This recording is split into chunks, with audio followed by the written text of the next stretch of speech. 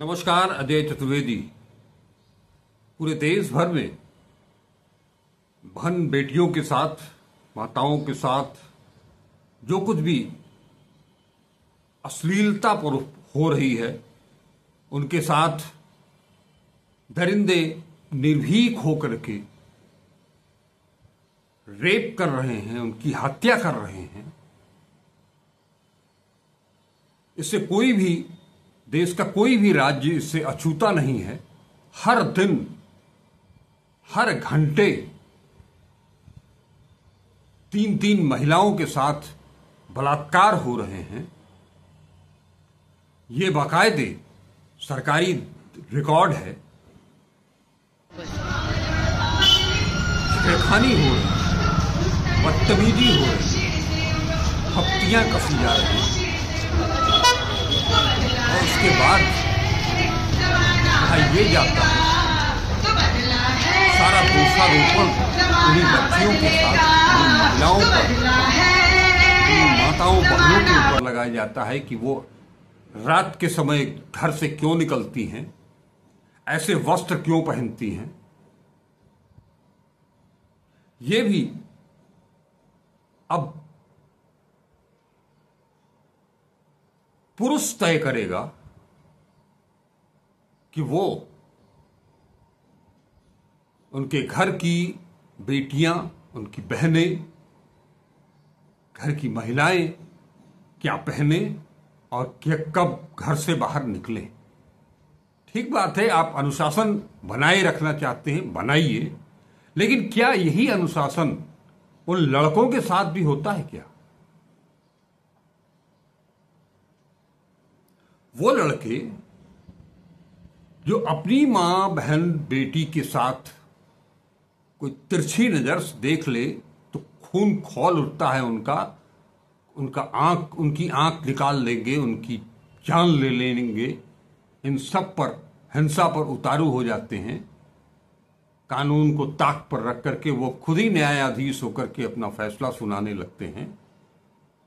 क्या उन्हें भी इस तरह का पाठ पढ़ाया जाएगा? कब? इन्हीं सब मसलों को लेकर के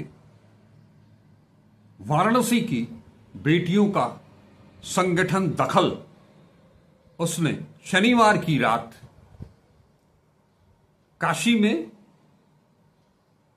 प्रतीकात्मक रूप से मां दुर्गा के मंदिर से लेकर के एक मार्च निकाला। नाम है मेरी रातें मेरी सड़कें। ये उसके बाद इन सब ने अपना एक सभा भी की और उसमें क्या कुछ कहा बताता हूं। ये मार्च दखल संगठन द्वारा दुर्गा कुंड से लंका तक निकाला गया। आधी रात में सड़क पर लड़कियों, महिलाओं और एलजीबीटी समुदाय के हुजूम को नारे लगाते, गीत गाते, कविता पढ़ते वो चले जा रहे थे, अपना प्रोटेस्ट दर्ज कराते हुए आधी रात को। दुर्गा कुंड क्षेत्र में जुटने पर दखल की ओर से उद्बोधन में कहा गया कि आगामी समय में शक्ति की देवी मां दुर्गा का पर्व आने वाला है। माता दुर्गा प्रतीक है अंधेरे पर उजाले की जीत का। आज बनारस में अपने कार्यक्रम की शुरुआत इस जगह से करके हम बुराई पर भलाई की जीत के विचार से प्रेरणा लेना चाहते हैं। उन बेटियों का उद्बोधन है ये। वो कहती हैं कि मणिपुर में खुलेआम सड़क पर बेटियों को निर्वस्त्र करके उनके साथ गैंग रेप किया जाता है। पश्चिम बंगाल में आर्जिकल हॉस्पिटल में एक डॉक्टर बेटी के साथ बलात्कार और उसके बाद उसकी हत्या कर दी जाती है। इस जघन्य कांड के बाद पूरा देश हिल जाता है। संवेदनशील लोगों का दिल पिघलता है। हिलते वो संवेदनशील ही लोग हैं। इस घटना ने 2012 के निर्भया रेप केस की याद दिला दी। आरजीकर हॉस्पिटल का मामला है। हालांकि इस बीच नेशनल क्राइम रिकॉर्ड ब्यूरो के आंकड़े भी सोशल मीडिया पर ट्रेंड कर रहे हैं। खासकर रेप और छेड़छाड़ पर सख्त कानून होने के बावजूद देश में साल दर साल ऐसे मामलों की बढ़ोतरी होती जा रही है। लिहाजा दुर्गा कुंड से लड़कियों, बेटियों, बहनों का ये हुजूम एलजीबीटी समुदाय के लोगों के साथ नारीवादी नारे लगाते हुए लंका रैदास गेट तक पहुंचे। मार्च में समता समानता के हक और हिस्सेदारी के नारे लिखे प्ले कार्ड भी उनके हाथों में थे। रैदास गेट पर हुई एक सभा जिसमें एक बेटी श्रुति ने अपनी बात रखी। एनसीआरबी के डाटा के अनुसार उसने बताया कि हर 3 घंटे में महिलाओं का रेप होता है। 96% बलात्कार के मामलों में आरोपी महिला को जानने वाला होता है। इसके अलावा 100 में से सिर्फ 27 आरोपियों को सजा मिलती है। 2012 में निर्भया केस के बाद बलात्कार के लगभग 25,000 मामले हर साल दर्ज किए जाते थे, लेकिन 2013 के बाद से इन केसों में वृद्धि आनी शुरू हो गई।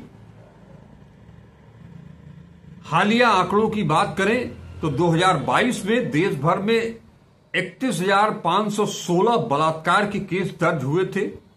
हालांकि ये सारे आंकड़े रजिस्टर्ड हैं।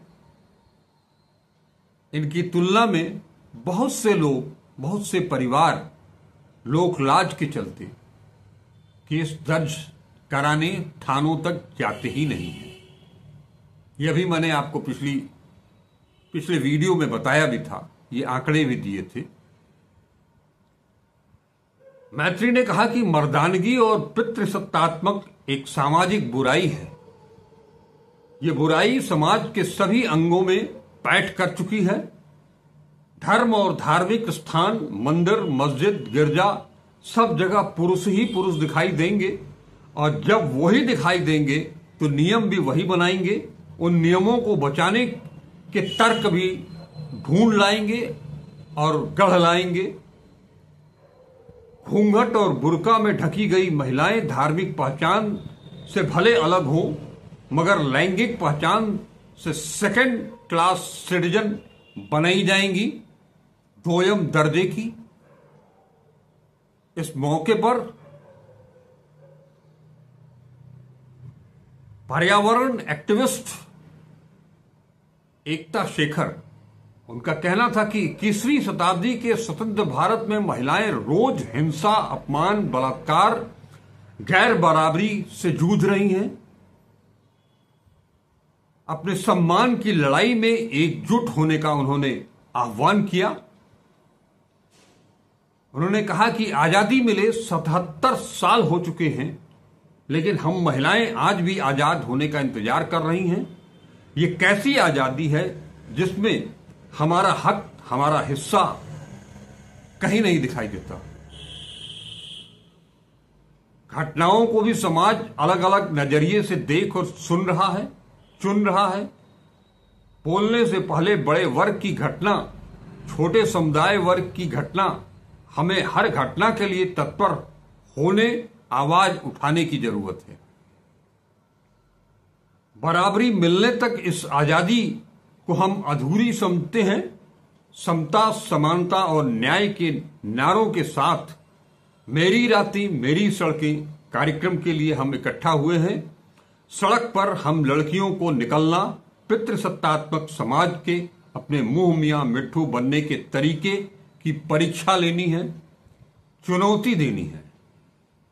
इस मौके पर शिवांगी, डॉक्टर इंदु पांडे, शालिनी, श्रुति, कुसुम वर्मा, आर्शिया, ज्योति, शानू, आरोही, राधा, शिवांगी, रोशन, नीतू, गुरदीप, अबीर, श्रद्धा, रैनी, सक्षम, मीना, नैतिक, रागिनी, सुनीता, नीरज, अश्विनी, रवि और इसके साथ साथ मास्टर नंदलाल,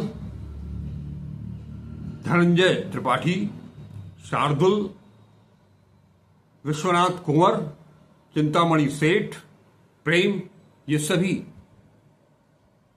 उस मेरी रातें मेरी सड़कें रूट मार्च में शामिल रहे। क्या इससे कुछ फर्क पड़ेगा? ये कार्यक्रम कई साल से आयोजित किए जा रहे हैं, लेकिन आज कल परसों भले इसका फर्क न पड़े, लेकिन इसका फर्क पड़ेगा और इसके लिए बार बार सड़कों पर उतरना पड़ेगा। नहीं तो कोलकाता का आरजीकर हॉस्पिटल, ओडिशा का Bharatpur police station, IIT BHU,